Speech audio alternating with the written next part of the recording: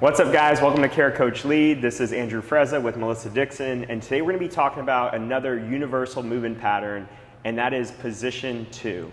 So we recently shot a video talking about the vertical forearm and how that relates to a lot of our pushing and pulling movements like push-ups, bench press, things like that. Today we're going to talk about position 2, which is a terminology for Olympic lifting, for cleans and snatches specifically, but how that applies to other movements and how knowledge of this position can really help you coach everything from the ski erg to kettlebell swings to even box jumps, and how that's going to help you guys sharpen your coaching eye so that way you can make better adjustments and more nuanced cues when you're coaching these other movements. Okay, so first let's define position 2. Basically what we're talking about is a position just above the knee that you could either get to when you're doing a hang clean or hang snatch, or coming from the ground and pushing those knees back out of the way off the ground.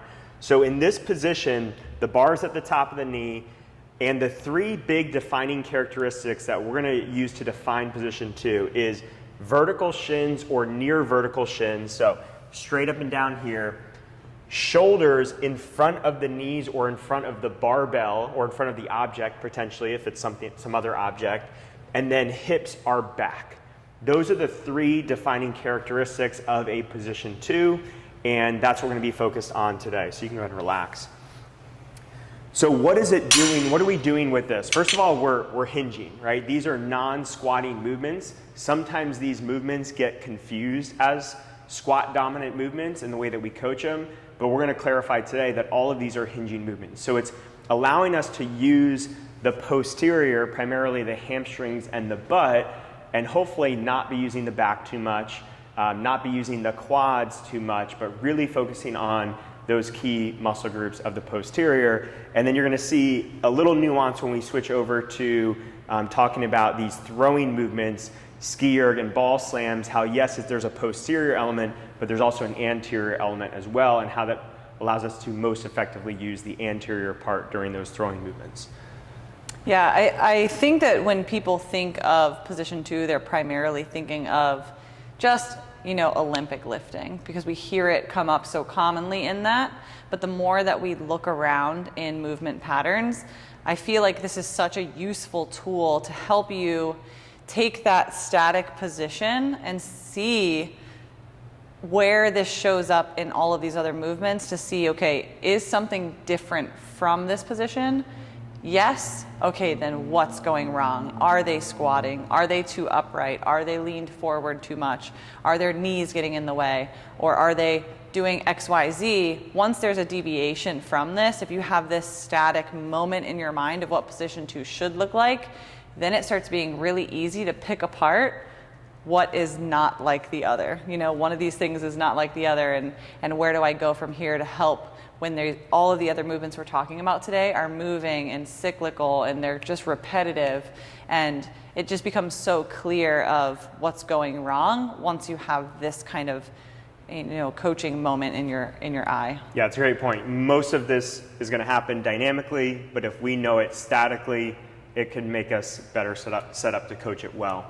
So let's talk about the first kind of series of movements or groupings of movements. That's going to be just our basic hinging movements. So things like a deadlift, a Romanian deadlift, a kettlebell swing. We're going to put those in the category of these basic hinging movements. So the common theme you're going to see across the board here is wanting to squat hinging movements. So more of an upright kettlebell swing that we're squatting is what we want to try to avoid. Right? And what we want to allow ourselves to do is let the shoulders come over the kettlebell, send the hips back, maintaining that vertical shin, those same points of performance there. Okay, so just knowing, okay, the shoulders have to go beyond the knees can be a really key component that you can encourage athletes to do and look for in your coaching. There's something too, so, like I was saying, looking for that static moment when they're in this position, looking for any deviation from that. So they could get into this position too, but then they shoot those knees forward. We see that a lot on a kettlebell swing. We didn't really put that in our last dynamic faults of a kettlebell swing, but that's one I see commonly of not keeping that moment intact and then shooting those hips forward, shooting those knees forward, you can see that really quickly come up as a deviation when you're looking for that vertical shin, looking for those knees back. So like I said, this gives you a lot of clarity of when and where something's going wrong if you're looking for that one moment. Yeah, and in those 3 movements we mentioned, the kettlebell swing and the RDL, you would maintain vertical shin throughout the entire movement. The deadlift would be the only movement that would allow for a little bit of that forward tilt of the shin at the very bottom of it. Now in this next series of movements, this is where it mostly applies, the Olympic lifts, cleans and snatches. We're gonna call these explosive weighted movements because they're essentially like our explosive body weight movements that we're gonna be doing later on, jumping movements, but we're doing it with an external weight in our hands.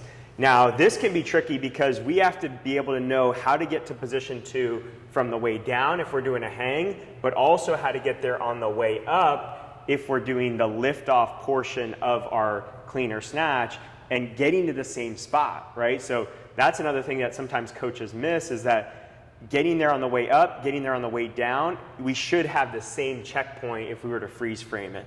So just show us on the way up what it's like to clear those knees well and what it's like to not clear those knees well. So now she's clearing back to a vertical shin, she's over the bar, okay, she's gonna work back to her position 1. But what's common is that we're gonna see those knees just stay a little bit forward, not even that much, right there, where it looks like pretty decent, but you can see she's still got a pretty good tilt at those shins. She's not quite over the bar, she's more stacked, shoulders on top of the bar, and she's not as engaged in that posterior. Yeah, that's definitely a squattier movement pattern. They're lifting with the upper body first and trying to get that torso upright to feel like they're getting into that power position earlier. But really what they're doing is just turning this into a squat. I see it a lot on the rower too, actually. That opening that back and then squatting that. Yeah. Now throwing movements. So the 2 that we have for this is a ski erg and a ball slam. And we're gonna call these throwing movements because we're mimicking a more throwing pattern. The ball slam truly is a throw. The ski erg is like a throw in the sense that the force is coming downward, which is really one of the few movements that we have where the force is going this way as opposed to against gravity. So in this bottom position here, we want to make sure that we keep the hips high enough where we still maintain close to a vertical shin at the bottom. Now this one's going to allow for a little bit of that forgiveness because really where she's going to hit her position 2 is somewhere on the way down, and then to pick up the ball, she'll be just below her position 2. But if we were to freeze her there, like a little bit higher up, that's where she should be in that position 2. Not necessarily, we hear the cue chasing the ball or beat the ball to the ground with your hips. It's a good cue as long as you stop them in the right spot and don't go too far and really push those knees forward. Yeah, a lot of times they'll refer to the butt. They'll say, let your butt beat the ball down, and that lends it to that I'm drawing everything, I'm staying very upright. We're looking at the torso angle more so than the shin angle in the way that people are trying to drop into that squat to be like they're pulling that ball down from underneath it. So keeping that over the toe, over that forefoot, momentum happening is key. And I think what people are trying to do there is use gravity to their advantage, like use the weight of the hips to kind of pull everything down. But what they're missing there is that we need to create leverage on top of the ball. So we need to stay on top of the ball as long as possible to create that leverage as opposed to trying to create the leverage by leading the ball to the ground. And this is the same exact movement pattern as the ski erg. So trading the ball out for ski handles, you're doing the same exact thing. You are over top of those handles. You are leading with that weight of the chest, creating that momentum with the upper body and the drop of that weight, and then finishing right in that same position. So a lot of times, if you're looking, there is a moment where they're in that static position 2 on a ski erg, where they have that momentary pause and they're back up. A lot of faults happen in that. A lot of people are dropping their head way under the screen. You know, they're pushing those handles way back behind them. They're putting them down in front of their knees. There's so many deviations to look for in that bottom position, and you get a perfect little moment every stroke to see that. Yeah, I think ski erg is one of the harder things to coach, and just knowing that that finish position should basically be like a hang clean is really key. You can clean up a lot of excess movement there. And then finally, one that people don't really think of enough is these explosive body weight movements. And we're thinking of things like box jumps, broad jumps, even a lateral shuffle of what does that positioning need to look like in order for that person to be as explosive as possible.